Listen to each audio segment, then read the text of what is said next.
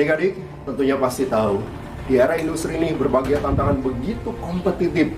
Maka dari itu, kita perlu mengupgrade kualitas diri kita pada lembaga pendidikan yang berkualitas.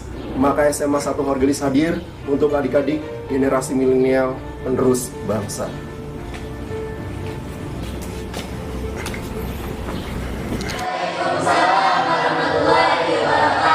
Baik, selamat pagi adik-adik semua, gimana kabarnya? Baik. Siap untuk belajar hari ini ya? Siap. Mata pelajaran apa? Geografi. Terima kasih. Dan sebelum belajar, salam khas geografi yang mana? Salam geografi Lestari Bumiku. Tapi yang saya berikan aplaus yang berikan untuk kita semua. Dan hari ini apa? Kita berdoa dulu sesuai dengan agama dan kepercayaan masing-masing. Dan untuk berdoa dipandu seperti biasa oleh ketua kelasnya. Siapa ketua kelasnya? Nek Diva, dipersilakan. Sebelum belajar, baiknya kita berdoa terlebih dahulu. Bismillahirrahmanirrahim. Bismillahirrahmanirrahim. Raditu billahi robba. Raditu billahi robba. Wabil islami dina. Wabil islami dina. Wabil muhammadin nabiyya wa rasulah. Wabil muhammadin nabiyya wa rasulah. Rabbi zidni ilman. Rabbi zidni ilman. Warzuqni fahman. Warzuqni fahman. Amin.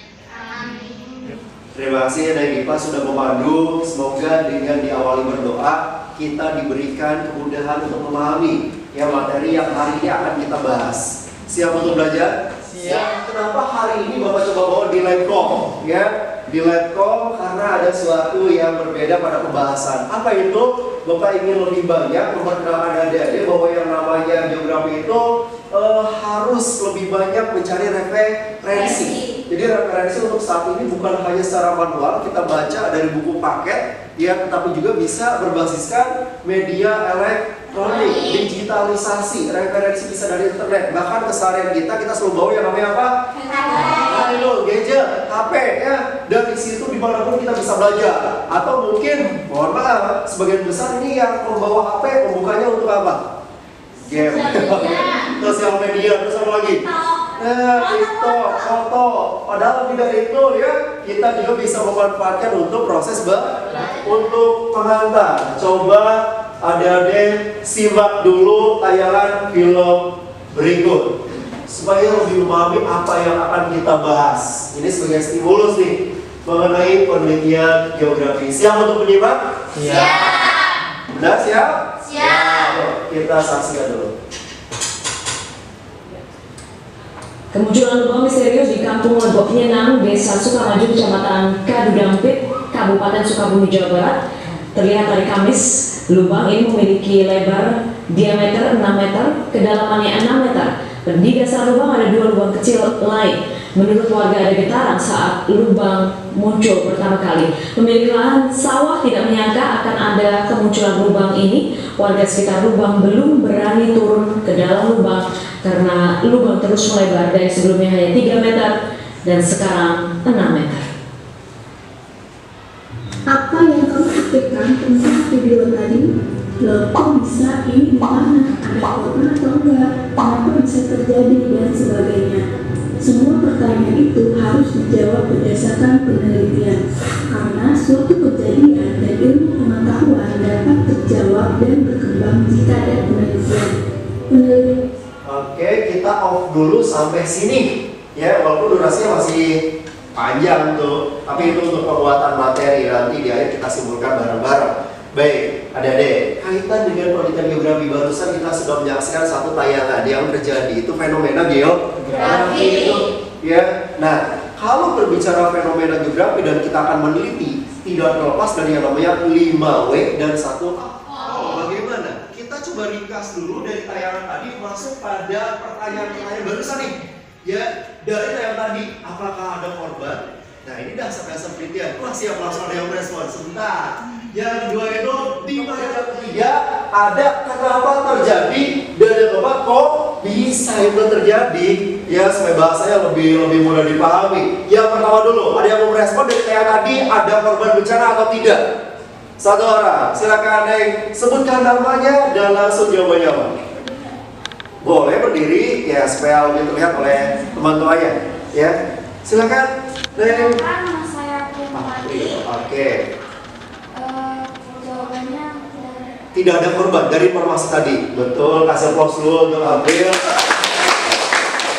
Yang kedua ada pertanyaan sekarang lebih spesifik, lebih detail lagi, di mana terjadinya. Kalau yang menyimak yakin tahu bisa menjawab. Ada yang menjawab?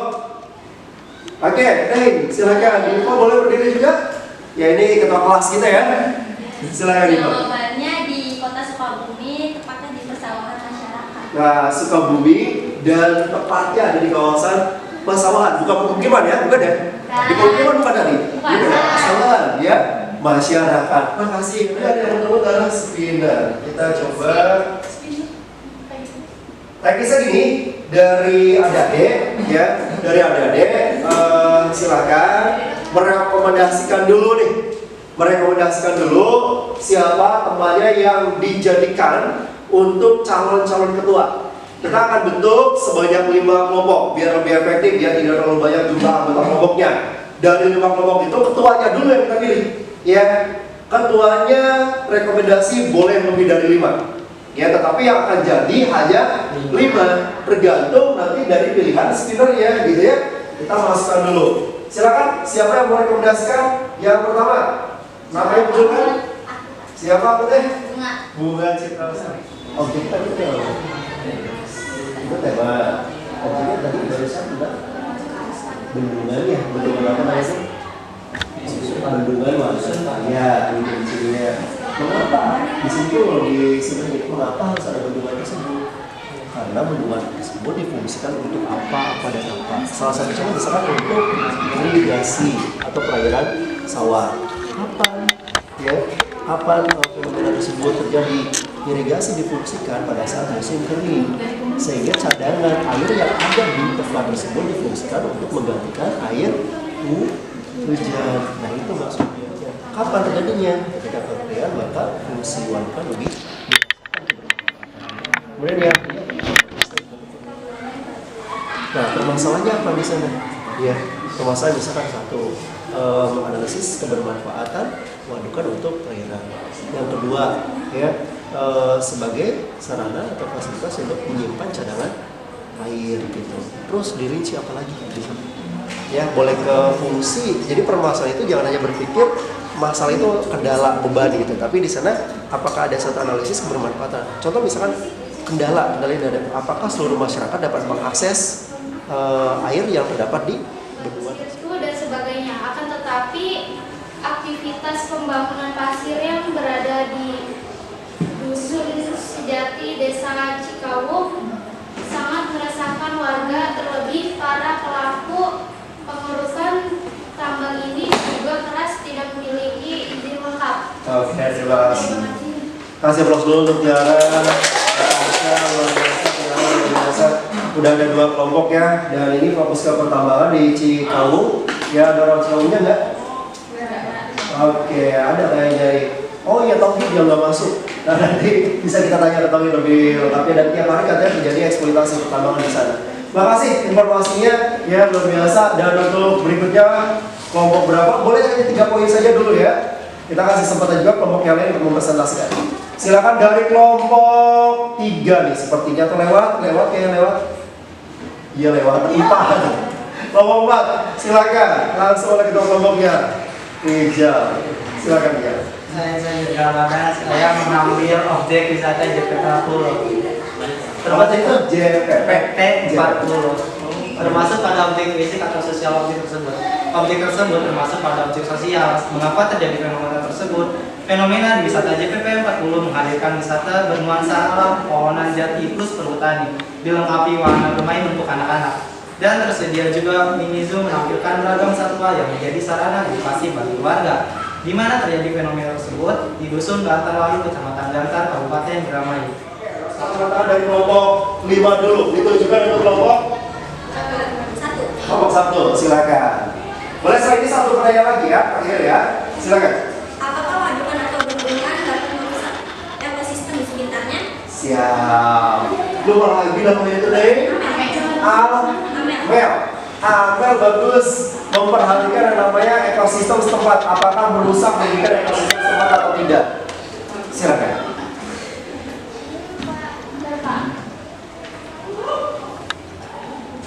Yo, langsung atau boleh dari yang lainnya bantu menjawab respon dari kelompok yang lain.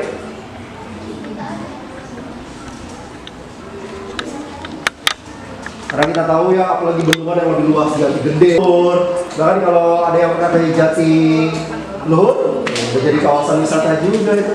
Ada desa Apung di sana itu. Ya, oke, siap? Atau bantu untuk menjawab?